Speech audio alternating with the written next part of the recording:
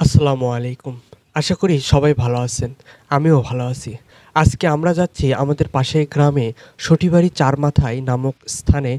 সেখানে বিকালে ছোট্ট বাজার বসে। আমরা সেখানে ঝালমুড়ি খাওয়ার উদ্দেশ্যে বাসা থেকে বের হই এবং সূত্রাপুর গ্রামের জমির মাঝখান দিয়ে রাস্তার সামনে সূত্রাপুর গ্রামের ঈদগাহ মাঠ। ঈদগাহ মাঠে এসে দেখি একজন ভিডিও করছেন। হয়তো সে টিকটকার। সেজন্য আর সেখানে বেশি দেরি করলাম না, সে আমাদের দেখে লজ্জা পাবে বলে। আমরা এজন্য তাড়াতাড়ি চলে যাই ঝালমুড়ি খাওয়ার উদ্দেশ্যে। ঝালমুড়িওয়ালা মামাকে বলি ২০ টাকা ঝালমুড়ি দেন। ঝালমুড়ি তৈরির পর আমরা ঝালমুড়ি খেয়ে আশেপাশে একটু ঘোরাফেরা করি। তারপরে বাসার উদ্দেশ্যে চলে আসি।